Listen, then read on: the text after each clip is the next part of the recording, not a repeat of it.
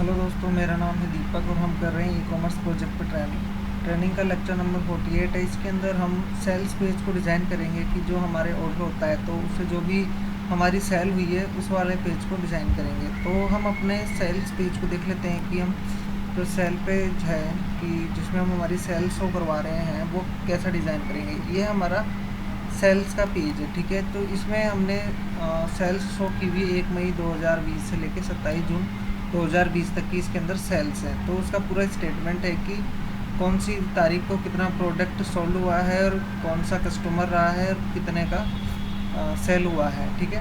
Total भी है और उसके अंदर उसकी डिटेल भी है, ठीक है। तो इस तरह का हम पेज डिज़ाइन करेंगे। तो हम आते हैं अपने सबलाइन में और यहाँ पे हम चलते हैं एप्लीकेशन में हम जाएंगे व्यूज़ के अंदर। व्यूज़ में हमें जाना है एडमिन के अंदर हम चलेंगे हेडर में,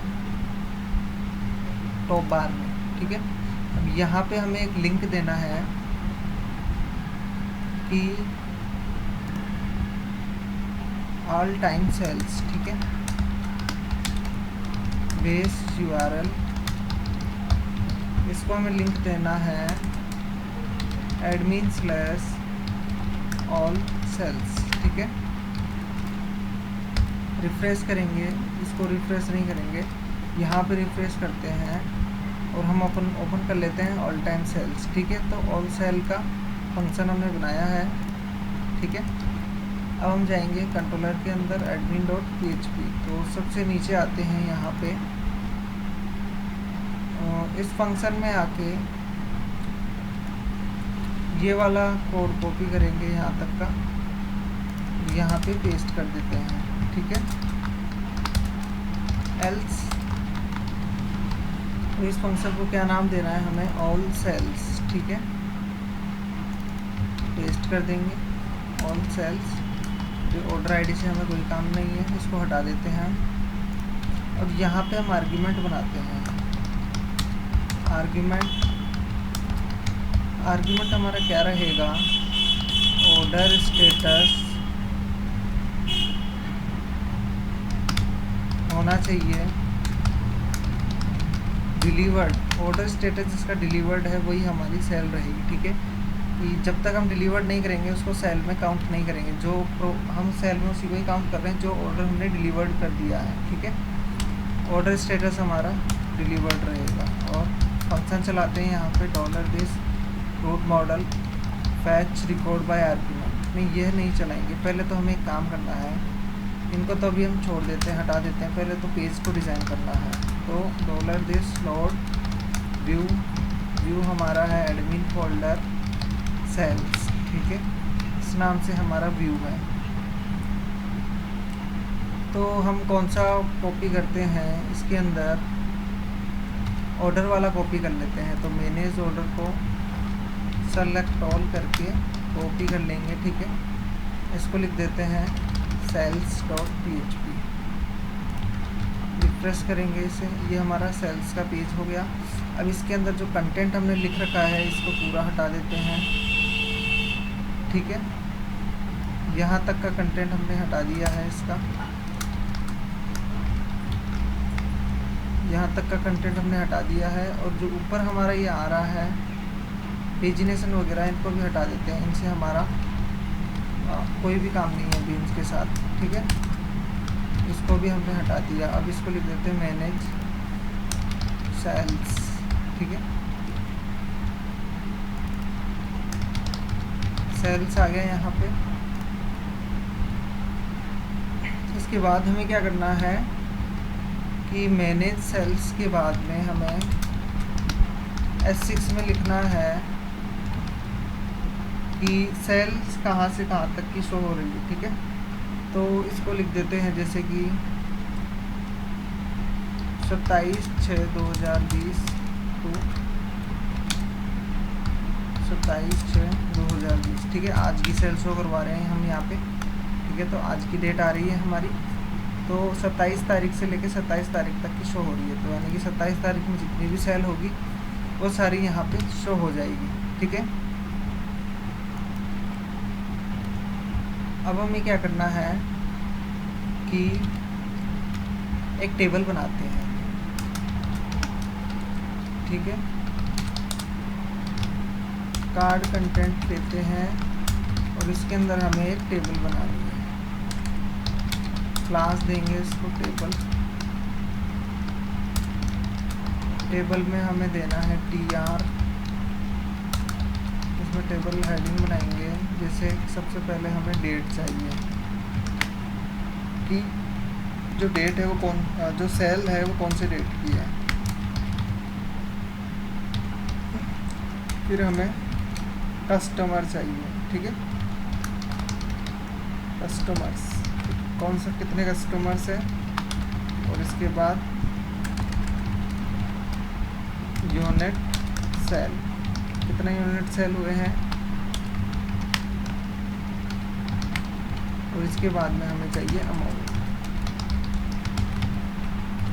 और रिफ्रेश कर देते हैं, ठीक है। अब हमें यहाँ पे क्या करना है, इसकी पैडिंग को तो हम 0 करेंगे, ठीक है। पैडिंग हमने 0 कर दी है। इसको हम देते हैं स्टाइल टेक्स्ट अलाइन सेंटर। इसको स्टाइल देते हैं टेक्स्ट अलाइन राइट। इसको देते हैं टेक्स्ट अलाइन राइट, ठीक है। इस पर नहीं करना, यहाँ पे आते हैं, ठीक है। टेक्स्ट अलाइन राइट हो गया। अब इसके बाद में क्या करना, पहले इसको पैडिंग राइट की तरफ से हम 10 पिक्सल दे देते हैं, तो ये क्या राइट में चला गया ज़्यादा। अभी ये ठीक है, ठीक है। इसके बाद में हमें क्या करना है कि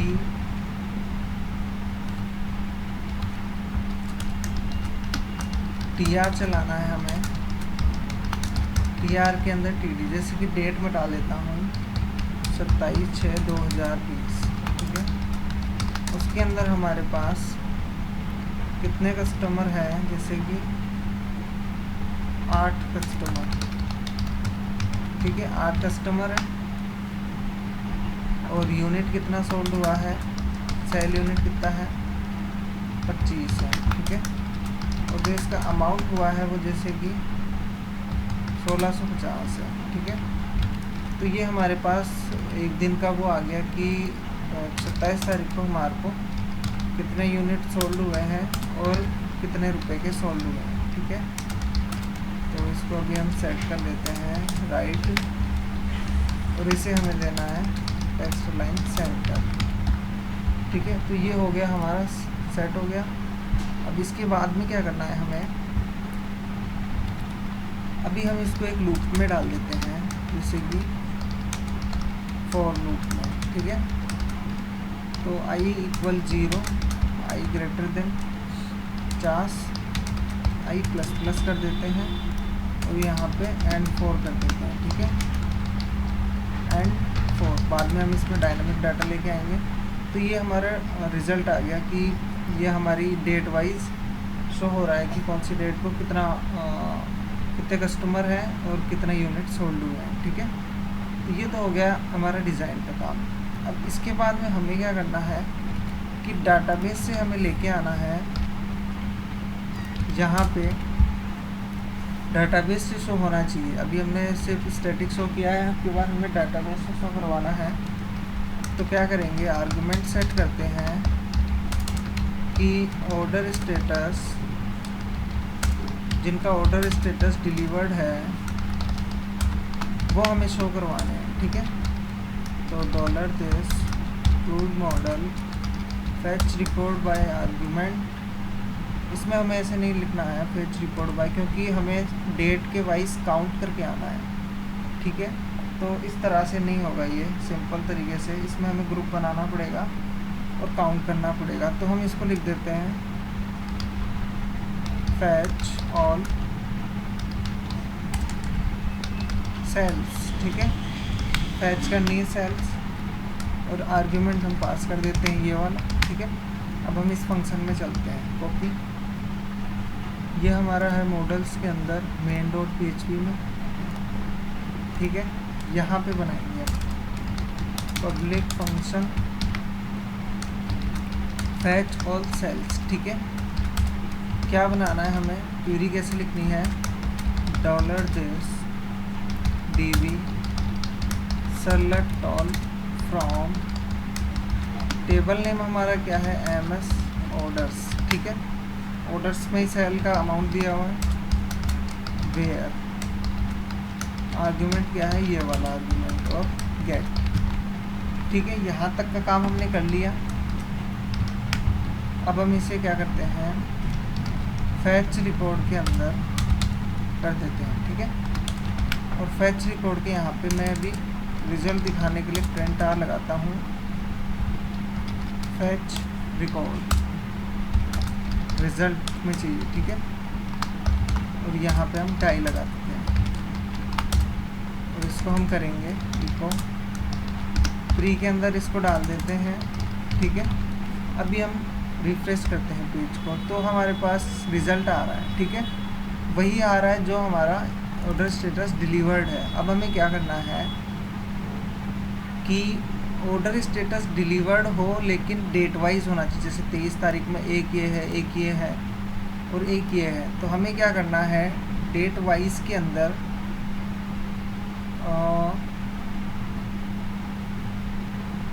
डेट वाइज में हमें काउंट करना है कि 23 तारीख को कितने ऑर्डर है टोटल, ठीक है, और कितने रुपए का ऑर्डर है। तो इसके लिए हम क्या करेंगे, ये तो अभी हमने लगाया है कि ऑल ऑर्डर, ठीक है, पूरी टेबल के अंदर जो भी डिलीवर्ड है वो सारे हमें यहाँ पे शो हो जाए। तो हमारे को जो कितने शो हो रहे हैं, 17 रिकॉर्ड शो हो रहे हैं यहाँ पे, ठीक है। अब हमें थोड़ा सा चेंज करना है कि एक हमें चाहिए डेट, ठीक है, इसका क्या नाम है, ऑर्डर डेट। तो इसको लिख देते हैं ऑर्डर डेट, ये शो होनी चाहिए।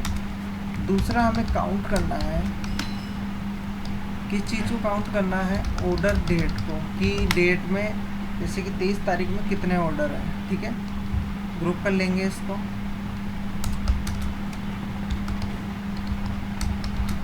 ग्रुप ऑर्डर डेट, ठीक है। अब एक बार हम रिफ्रेश करते हैं, अभी यहाँ पे एरर आ रहा है, ग्रुप बाय, ठीक है। रिफ्रेश किया, 23 तारीख आ रही है और ऑर्डर आ रहे हैं 17, यानी 23 तारीख के अंदर 17 ऑर्डर है, ठीक है। ये एकदम सही चल रहा है क्योंकि पूरा जो ऑर्डर था वो 23 तारीख का था। अगर मान लीजिए हम किसी एक दो ऑर्डर की डेट चेंज कर देते हैं तो यहाँ पे वो रिज़ल्ट अलग हो जाएगा, ठीक है। अभी हम चेंज करते हैं 2-3 ऑर्डर की डेट को, ठीक है। ऑर्डर डेट 23 तारीख और ऑर्डर काउंट हो रहे हैं 17, ठीक है। अब हम यहाँ पे आते हैं माय शॉप के अंदर, माय शॉप के अंदर हम चलेंगे ऑर्डर्स में, ऑर्डर्स के अंदर जिनकी डिलीवर्ड डेट डिलीवर्ड, ठीक है, ऑर्डर डेट जिनकी 23 है उनको चेंज कर देते हैं, जैसे इसको 20 करते हैं, ठीक है। ये डिलीवर्ड है, इसको 22 करेंगे, और ये वाला डिलीवर्ड है, इसको 22 करते हैं। ये वाला ऑर्डर डिलीवर्ड है, इसको 20 करेंगे, ठीक है। हमारी ये ऑर्डर डिलीवर्ड है, इसको 21 कर देते हैं। और ये वाला है, इसको हम 21 कर देते हैं, ठीक है। कुछ ऑर्डर की डेट हमने चेंज कर दी है, ठीक है। रिफ्रेश करेंगे एक बार, यहाँ पे 20 तारीख में 2 ऑर्डर हैं, 21 में 2 हैं, 22 में 2 हैं, 23 के अंदर 11 ऑर्डर है, ठीक है। तो ये डेट वाइज रिकॉर्ड शो हो रहा है हमारे पास। अब हमें क्या करना है कि ये हो गया। अब इसके बाद हमें करना है टोटल क्वांटिटी कितनी है, तो काउंट करेंगे क्वांटिटी को, ठीक है। इसमें हम लिख देते हैं टोटल क्वांटिटी कितनी है, 2, 2, 2, ठीक है, 11 क्वांटिटी है, ठीक है। अब इसके बाद में हमें क्या करना है कि चेंज करके दिखा देते हैं यहाँ पे, टोटल क्वांटिटी 3, काउंट नहीं करना है, इसको सम करेंगे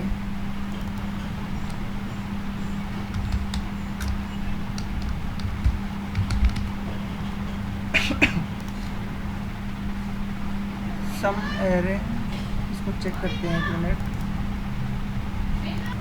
यहाँ पे हमने कुछ रिज़ल्ट निकाला है, जैसे कि ऑर्डर डेट 20 है और हमने ऑर्डर को काउंट किया है 2 है, 20 तारीख को 2 ऑर्डर हैं और जिसकी टोटल क्वांटिटी कितनी है 6 है। और इस 20 तारीख को जो अमाउंट है वो है 1,17,500 का, ठीक है। तो डेट वाइज हमने रिपोर्ट निकाला है, उसके अकॉर्डिंग यहाँ पे रिज़ल्ट शो हो रहा है, ठीक है। और ये हमारा रिज़ल्ट है। और इसके लिए हमने क्या लगाया है कि एक तो हमने ऑर्डर डेट को शो किया है, ठीक है। दूसरे में हमने काउंट किया है ऑर्डर डेट को, कितने ऑर्डर हैं टोटल, ठीक है। इसके बाद में हमने सम किया है कि टोटल क्वांटिटी कितनी है, जैसे कि टोटल क्वांटिटी यहाँ पे 6 आ रही है, ऑर्डर 2 है तो, ठीक है।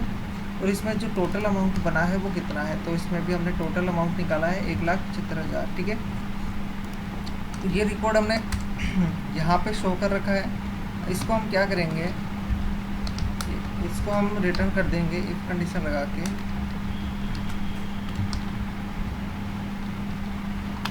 इफ कंडीशन लगाते हैं, नंबर ऑफ ग्रेटर देन 0 है तो इसको हम रिजल्ट एरे के नाम से रिटर्न कर देंगे, रिजल्ट एरे, ठीक है। रिफ्रेश करते हैं, रिजल्ट एरे के फॉर्मेट में हमने इसको रिटर्न कर दिया है, ठीक है। यहाँ से अभी कहाँ पे जाएगा, सेल्स के अंदर जाएगा ये डाटा, ठीक है। और इसमें हम लिख देते हैं डाटा। डाटा हमारे पास किस नाम से आ रहा है, सेल्स के नाम से, ठीक है। सेल्स के नाम से हमने डाटा में एरे बना के भेज दिया है सेल्स के पेज के अंदर, ठीक है। डाटा पास किया, रिफ्रेश करते हैं, ये हमने इसमें भेज दिया है। अब हम यहाँ पे शो करवाते हैं, ठीक है। तो हम किस में पेज में जाएंगे, हम जाएंगे sales.php के अंदर। यहाँ पे आते हैं हम, यहाँ पे हम इफ़ कंडीशन लगाते हैं कि इफ़ काउंट, ठीक है। काउंट क्या करना है, सेल्स को काउंट करके देख रहे हैं कि सेल्स हमारे पास आ रही है या नहीं आ रही। अगर आ रही है तो हमें क्या करना है, $सेल्स एज सेल, ठीक है। यहाँ पे हमें एंड फॉर करना है, एंड फॉर ईच। एल्स अगर हमारे पास सेल नहीं है तो हमें क्या शो करवाना है कि एंड इफ कर देते हैं। अगर हमारे पास सेल्स नहीं है तो हम शो करवाएंगे सेल नॉट फाउंड, ठीक है, कि हमारे पास सेल्स नहीं है। तो इसको हम लिख देते हैं, टेक्स्ट अलाइन रहेगा इसका सेंटर, सेल्स नॉट फाउंड, ठीक है। सेल फाउंड नहीं है यहाँ पे। और एक बार हम रिफ्रेश कर लेते हैं, 4 रिकॉर्ड आ रहे हैं, ठीक है, कि 4 डेट को ही हमारे पास अभी तक सेल हुई है, ठीक है। अब वो डेट कौन कौन सी है, डेट को शो करवा लेते हैं। जैसे कि इसमें हम शो कराएंगे सेल्स के अंदर, ठीक है। सबसे पहले है ऑर्डर डेट, तो डेट हमारी शो हो जाएगी, जैसे 20 तारीख, 21 तारीख, 22 तारीख और 23 तारीख, ठीक है। इसके बाद जो टोटल क्वांटिटी बनी है वो कितनी है, ठीक है। तो इसके अंदर हमें शो करना है सेल्स, सेल्स के अंदर काउंट, और इसके अंदर हमने दिया था काउंट नहीं, इसके अंदर हमने दिया है, पहले हमें क्या शो करना है, कस्टमर, ठीक है। तो इसको हमें देना है काउंट ही देना है, काउंट ऑर्डर डेट, ठीक है। तो जो कस्टमर थे हमारे पास वो कितने थे, वो नीचे चला गया, तो इसको यहाँ से हम कर देंगे कट, यहाँ पे पेस्ट कर देंगे, ठीक है। पेस्ट किया तो हमारे पास जैसे कि 20 तारीख में 2 कस्टमर आए थे, 21 में 2 आए, 22 में 2 और 23 में भी 2 कस्टमर आए, ठीक है। इसके बाद हमें क्या करना है, यहाँ पे आते हैं और यहाँ पे हमें क्या शो करवाना है कि जो हमने रिकॉर्ड को सम किया था टोटल क्वांटिटी को, ठीक है, वो हम यहाँ पे शो करवाएंगे। तो डेट के वाइज यहाँ पे कितनी क्वांटिटी सोल्ड हुई है वो यहाँ पर आ रहा है। और इसके बाद हमें शो करना है अमाउंट, तो अमाउंट भी हमने कैसे लिया था, सम, और इसके बाद टोटल अमाउंट, ठीक है। तो ये टोटल अमाउंट आ रहा है, ठीक है। इसको हम डाल देंगे नंबर फॉर्मेट में, ठीक है। ये हमारा हो गया नंबर फॉर्मेट के अंदर ऐड। रिफ्रेश करेंगे और इसके बाद में हमें क्या करना है, नंबर फॉर्मेट 2,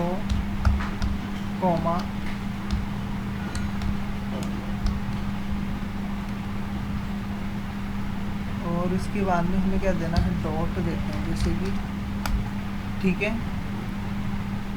तो हमारे पास यहाँ पे हमें डॉट देना है और यहाँ कॉमा देना है,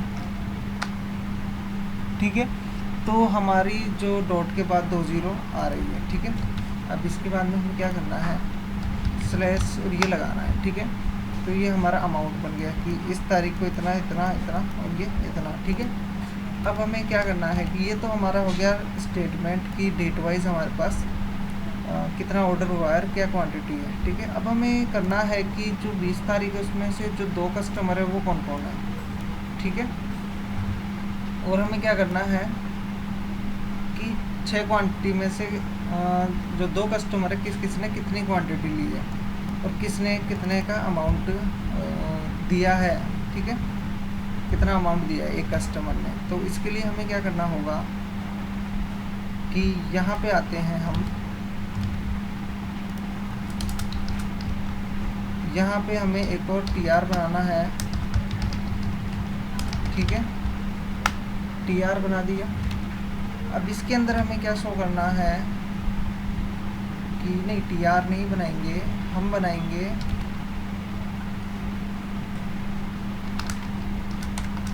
पहले हम डिज़ाइन करते हैं फिर बनाएंगे, ठीक है। जैसे 2 कस्टमर हैं, ठीक है, इसके नीचे मैं ब्रेक लाइन लगाता हूँ, BR।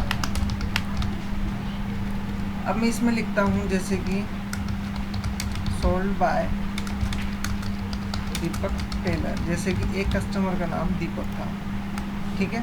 तो यहाँ पे सोल्ड बाय दीपक टेलर आ रहा है, ठीक है। इसी तरह से हमें लिस्ट दिखानी है पूरी, ठीक है, कि दीपक टेलर और इसके नीचे जो भी अमाउंट रहेगा वो आ जाएगा। और इसको हम थोड़ा सा इटैलिक कर देंगे तो ये थोड़ा अलग दिखेगा। इटैलिक हमने कर दिया है, ठीक है। और इसको हम कर देते हैं स्पैन स्टाइल कलर सिल्वर, ठीक है। और इसको यहाँ पे क्लोज कर देंगे, ठीक है। क्लोज कर दिया हमने। अब इसके बाद हमें क्या करना है, ये तो हो गया सोल्ड बाय। अब इसके बाद जैसे कि 24 तारीख में कौन कौन से कस्टमर हैं, ठीक है। जैसे कि हम चलाते हैं, हेल्पर की मदद से चलाएंगे। यहाँ पे मैं PHP का कोड लिख लेता हूँ, टोटल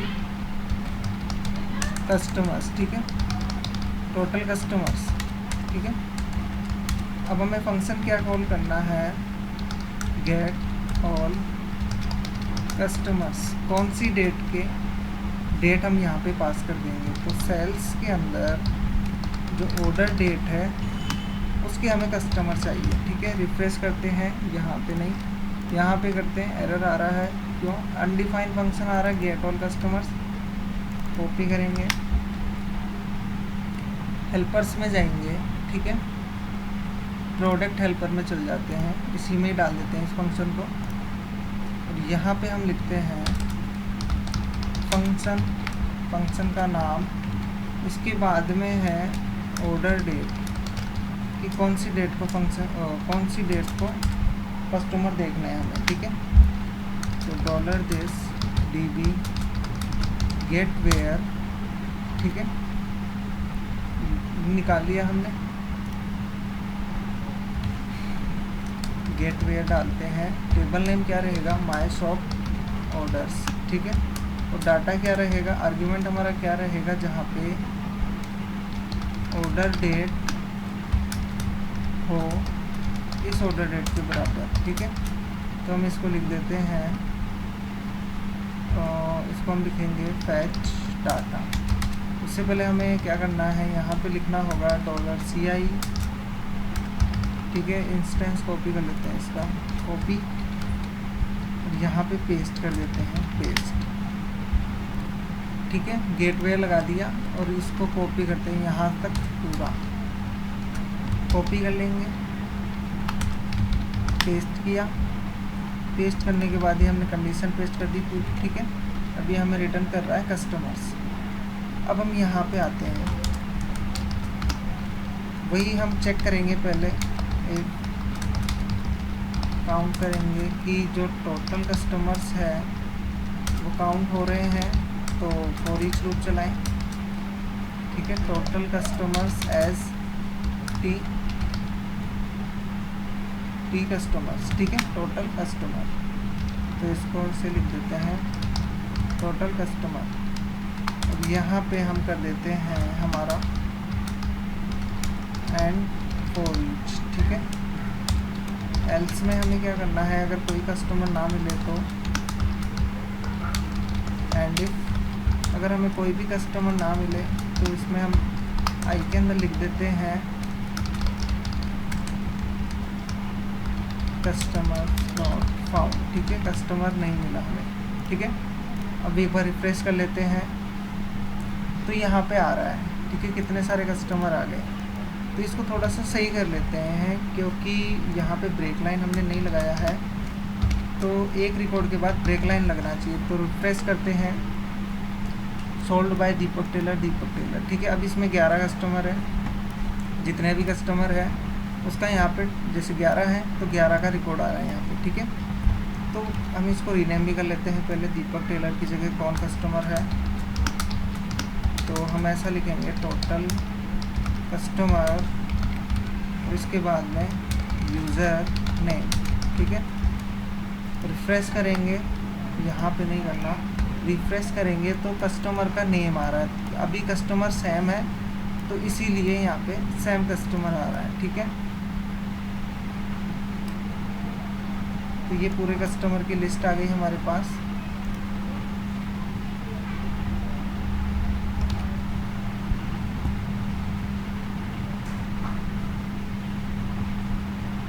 ये हमारा टोटल हो गया, 2 कस्टमर इसमें, 2 इसमें, 1 2 3 4 5 6 7।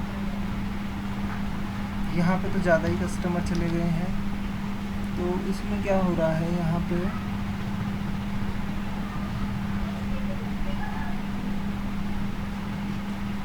ठीक है, कस्टमर तो हमारे पास काउंट कर लेते हैं कितने हो रहे हैं। इसमें तो 2 कस्टमर ही आ रहे हैं, बाकी में कितने आ रहे हैं, तो यहाँ पे हम आई लगा देते हैं, आई इक्वल 0 काउंट करने के लिए ओनली।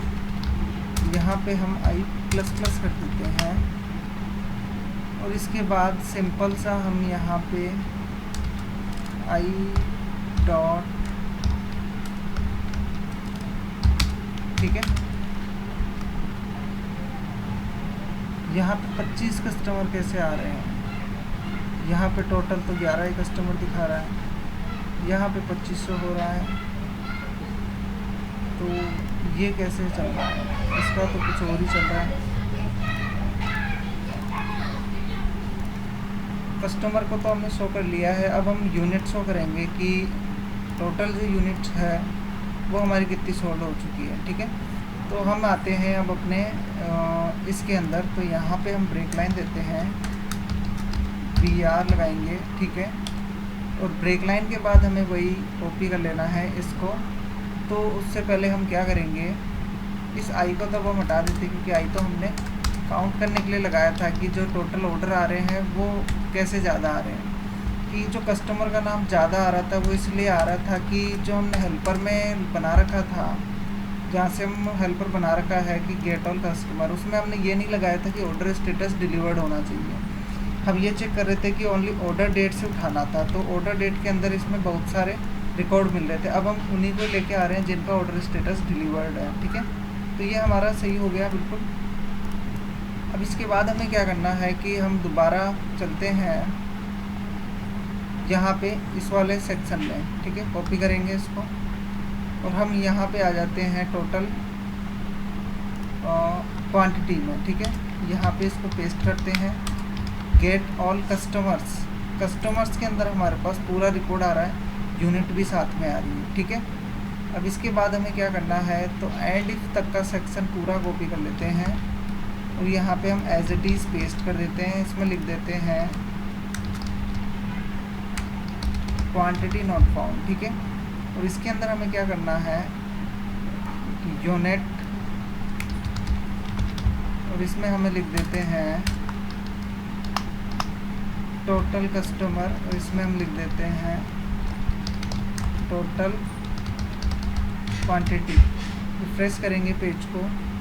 अनडिफाइंड वेरिएबल आई लाइन नंबर 40 पे आ रहा है, अनडिफाइंड वेरिएबल लाइन नंबर 40 के अंदर आ रहा है, ठीक है। तो हटा देते हैं इसको यहाँ से। अब रिफ्रेश करते हैं पेज को।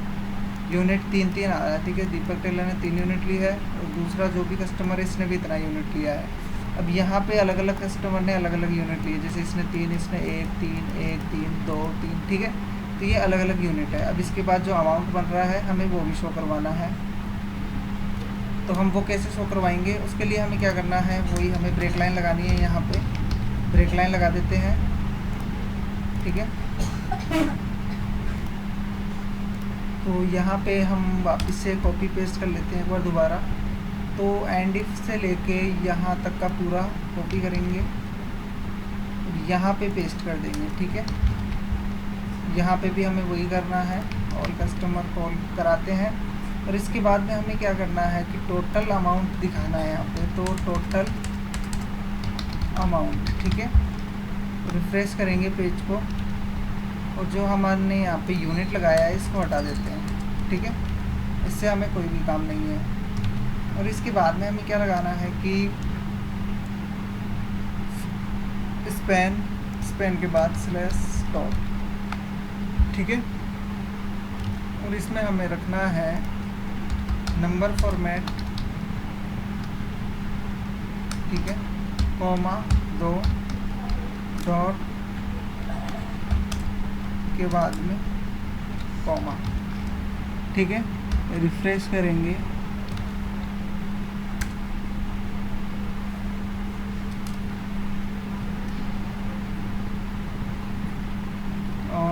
यहाँ पे हम लिख देते हैं इस तरह से डॉट के बाद में 00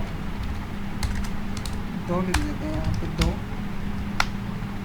ठीक है। डॉट के बाद में 2 नहीं आएगा। यहाँ पे हमें करना है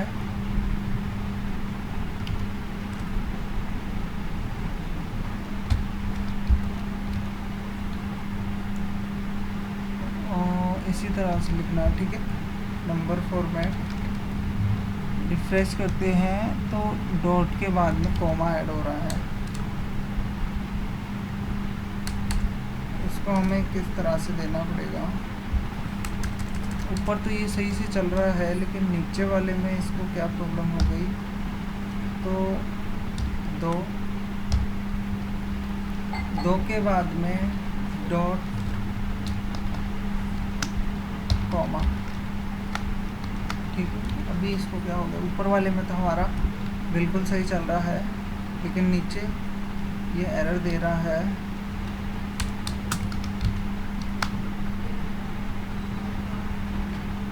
तो ये 00 अपने आप आना चाहिए, लेकिन अपने आप ये नहीं आ रहा है।